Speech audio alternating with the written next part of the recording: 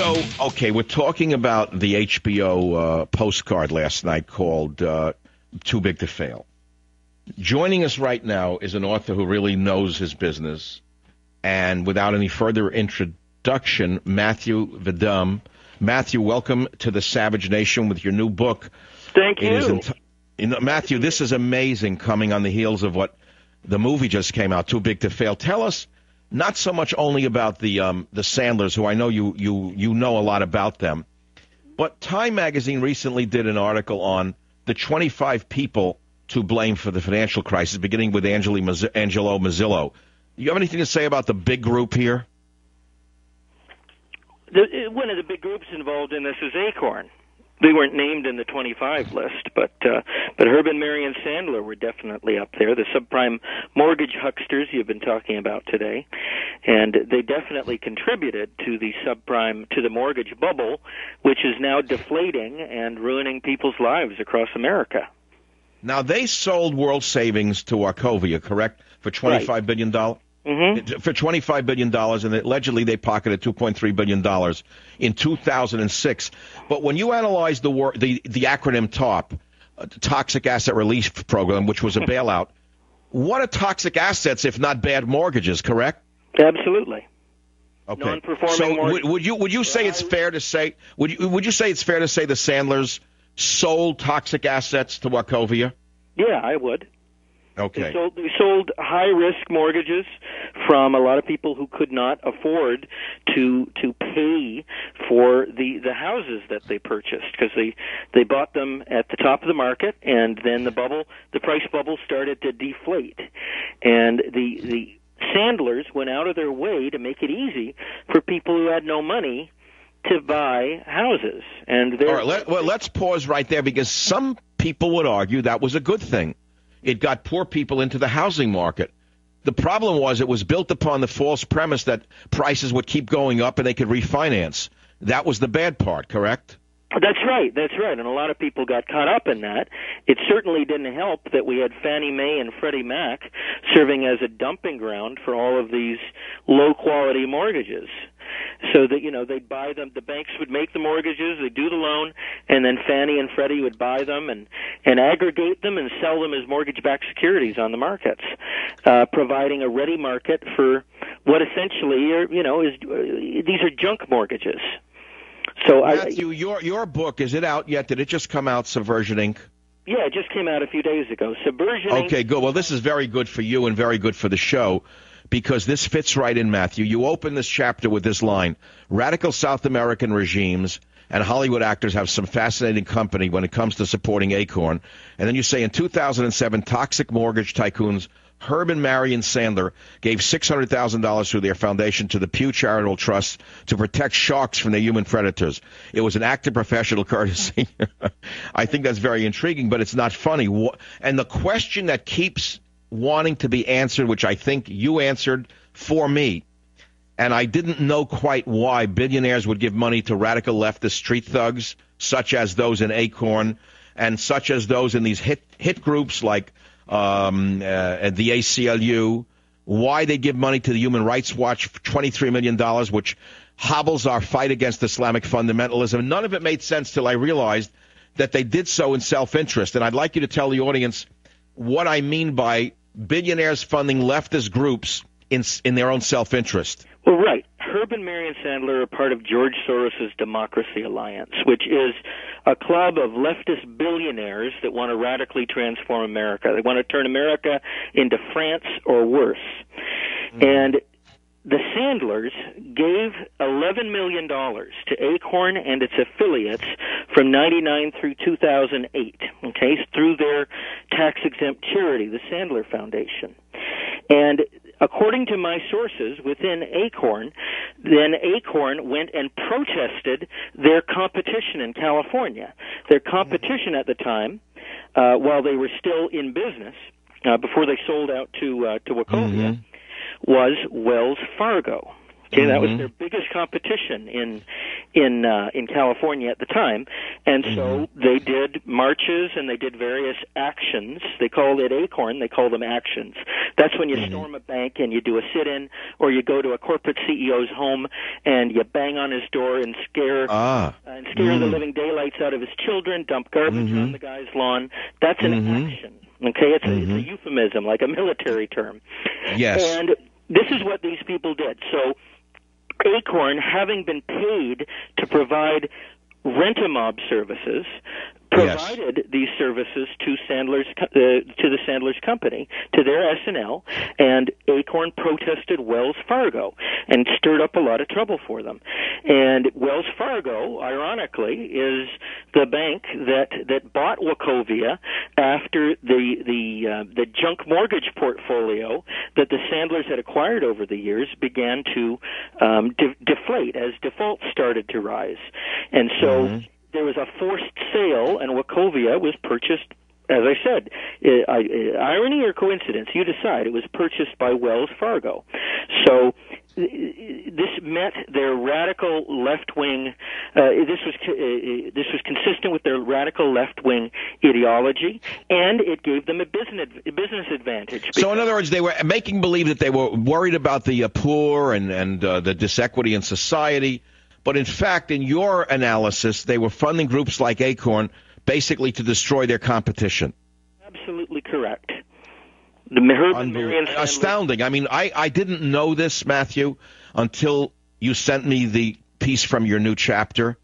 But when I see that through their charity, the Sandlers have given tens of millions to groups that seek to hobble America's fight against Islamic fundamentalism, such as Human Rights Watch, how does that compute on a dollar level? I mean, on a personal interest letter. Why would the Sandlers want Human Rights Watch to stop our battle against Islamic fundamentalism? Well, because they have the same beliefs as these radical new left nutbars, like Bill Ayers and so on. Bill Ayers thought the best way to change America was to blow up the Pentagon and statues and public buildings. These other new leftists from the 60s thought that the best way was to go about it in a less violent fashion. And so they started funding all these activist groups. And ACORN was born out of that in 1970. And you know, these people just have a warped anti-American worldview, and they don't like America as. Well, I hear that. I agree with that. But why would people like this want us to stop our fight against Islamic fundamentalism and the invasion of all of our institutions by sleeper cells? I don't understand that part of it. Is it just simply because they're part and parcel of that mentality, liberalism, the mental disorder? Well, yeah, I think it's something that David Horowitz has touched upon, and that is that and Jamie Glazov have touched upon, that there is this alliance between the radical left and Islamic fundamentalists. And what they have in common, basically, is they both hate America and what America stands for. They don't like America's free institutions. They don't like that America provides constitutional protection for individual rights. And they don't, first and foremost, they don't like that America is a nation founded upon restrictions being placed on the powers of government. That really bugs them, because these people are idealists, and I don't mean that in a way that I'm praising them. I mean that they have this ideal where they think that the government... Stalin was an idealist, and Hitler was an idealist as well. There's no question about it. Pol Pot was an idealist. I mean, idealism can go in many different directions. Well, I'm saying their ideals were bad, but they were they're idealists, and they believe that that government can remake man, that you can tinker with human nature, and they believe in the perfectibility of man. And this is a sick leftist idea that's been around a long time. You know, like Jean-Jacques Rousseau and the Social Contract and the French Revolution. That's what these people are all about. Now, I don't know when the Sandlers acquired these beliefs, because they're like in their around their 80s, so they're more likely part of the old left, but they're leftists nonetheless. Yes, they're leftover leftists who are very wealthy. Now, but Matthew, I want to look at the pages you sent me today from your new book, Subversion, Inc., and I want to keep it simple for the listener out there who may not know what we're talking about. I started today by talking about the HBO movie Too Big to Fail, which allegedly was about the the crisis, the financial crisis, and how the world was saved by Hank Paulson. Did you happen to see it yet, Matthew? No, I haven't seen it yet, but I've heard a lot about it. Oh, you've got to watch it because it ties right into your book. But they rewrote history, obviously. Ed Asner plays Warren Buffett in the most comedic fashion as the savior of the universe. Hank Paulson is seen as a great man as opposed to the man from Goldman Sachs who engineered the crisis. Let's talk about Hank Paulson, the former Treasury Secretary. Do you have any opinion on his actions? If they make a movie about Lynn Stewart, the terrorist lawyer, Ed Asner should play her. But what about Hank Paulson? Do you have any opinion about him? Hank Paulson is a goody two-shoes Goldman Sachs elitist and thinks he knows what's best for America, and he helped force the TARP program through, and I think he has a really one-dimensional way of looking at problems, and he thinks that only government working with elite groups like Goldman Sachs can save the economy, and so. But he made $500 million. Allegedly, he made $500 million on his own. What about Chris Cox, the former head of the SEC? He was supposed to watch these people. How come he's gotten away without any investigation? Yeah, no idea. Chris Cox, I don't really have. I haven't really thought a lot about him. No, he's one of the silent partners in this. But remember, here's the important thing to remember for everybody listening. This all happened under George Bush. Let's not forget this, because this is not a Democrat-controlled problem. This is a joint problem of both parties, which is why I've been screaming about Democrat, Republican for 15 years now. And, of course, many people are aware that we need a third party, but I don't want to go down that road. So in your new book on this, Acorn's Favorite Loan Sharks from Subversion, Inc., what else is in there that we should know about, Matthew? Lots of stuff in there, interesting stuff. Newt Gingrich calls Acorn fascist in terms of their tactics, and he actually ridicules Rudy Giuliani and Sarah Palin. He thought that they were wrong to mock community organizers at the September 2008 Republican convention because that's Newt Gingrich. Newt Gingrich said that. I interviewed him. So you won't see that anywhere else. It's in my book, Subversion, Inc. So he thought it would have been an opportunity, if he hadn't mocked them, if they hadn't mocked Obama and community organizing, it would have been an opportunity to educate the public about what a serious, what a threat the guy was to the country. And, there's a lot of this kind of stuff in there. There's also, I interviewed the arch leftist, the anarchist communist Noam Chomsky.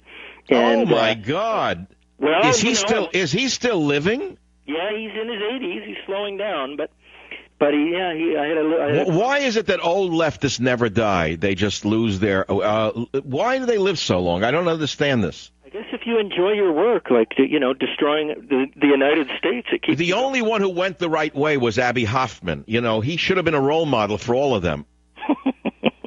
Well, I'll be right back on the Savage Nation.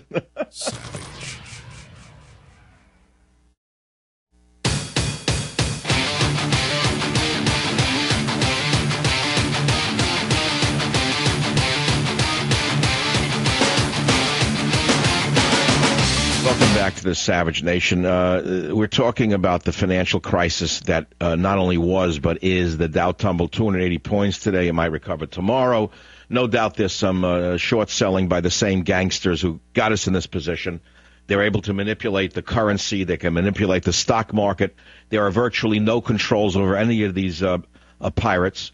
There were attempts to control them. For example, you may not know this, but in the beginning of Bush's administration, we had an SEC head, William Donaldson, who tried to boost regulation of mutual and hedge funds. But he was blocked by Bush's advisors at the White House, as well as other powerful Republicans, and he then quit because he couldn't do his job. Never forget that the meltdown happened under George Bush. George Bush, from the start, embraced the growing philosophy of deregulation, deregulation, deregulation. And that trickled down to federal oversight agencies, which in turn eased off on banks and mortgage brokers. The fact of the matter is, there have been previous banking scandals. Remember the SNL scandal? Remember the Enron scandal? People went to jail. Do you remember the Enron scandal? There are people who are still in jail. You remember the SNL crisis? People went to jail. They lost everything. But in this case, virtually nobody has gone to jail. Let's go back to our guest, Matthew Vadum. Matthew, welcome to the Savage Nation. Hey there. Vadum. Sorry, Matthew. Oh, your name is more difficult than mine. So in your book, Subversion, Inc., we're learning about a lot of the villains, and you're saying that ACORN's favorite loan sharks, in your estimation, are Herb and Marion Sandler. That's right. Again, did they actually commit a crime by unloading a company that was laced with toxic mortgages? There was no crime in that. I don't think there's a crime in it because fraud is really hard to prove. You got to show that you intended to do, that you intended to cause harm, and fraud is really, really hard to prove. Well, how would they have known? How did they know to sell out just before the collapse, though? They're psychic. Who knows? It's the question of like Dick Fold and Lehman Brothers. Here he was, and he's portrayed in Too Big to Fail as some kind of victim who was screwed by everybody else. But Dick Fold walked away with a lot of money. They estimate his fortune is near $1 billion, while Lehman Brothers is no more. It doesn't exist. One of America's great brokerage houses is gone. But Dick Fold didn't get indicted or investigated. How is that possible? It's really hard to say. Political favors and so on. I think what may have happened with the Sandlers is they reached a certain point in terms of profit, and they figured that it can't get any better than this, and we better cash out. Right, and then we can have a lot of fun. And then we can have a lot of fun destroying America through the ACLU, MoveOn.org, Absolutely. ACORN, and John Podesta's polluted mind. They can help destroy America with the pollution coming out of Podesta's American Progress Organization. Big funders of Center for American Progress. Absolutely. Yeah. So that along with George Soros and the other members of the Democracy Alliance, that leftist billionaires club. Do you want to hear the other things that the Sandlers did in order to hurt Wells Fargo? Sure. They also in 2003, ACORN published a report accusing two branches of Wells Fargo of predatory lending and other unethical business practices. In New Mexico, ACORN filed 14 complaints against the bank alleging unfair business practices. In 2004, ACORN did a class action lawsuit against the bank. And then I want to pause and tell the listeners what you're saying. They may not be following you. You are stating that the Sandlers, who owned World Savings at the time, gave money to ACORN, then they used ACORN to go after their number one competitor, Wells Fargo. Yes. Okay. This is what my sources have told me. They paid $11 million to ACORN and its affiliate groups. Right. And just miraculously, an incredible coincidence, ACORN went after Wells Fargo. On the date that the suit was filed, the class action suit I was referring to in 2004, against Wells Fargo, ACORN held a march and a rally in Los Angeles that involved more than 2,000 ACORN members. Okay, and ACORN national president, a woman named Maud Hurd, she's from Boston, Massachusetts. She gave a speech and said, "We will not allow Wells Fargo to continue to swindle and steal from our communities. We will fight until they stop their abusive loan practices and the Wells stagecoach is no longer delivering misery to homeowners." Then, in 2005, ACORN put out a sham study saying that...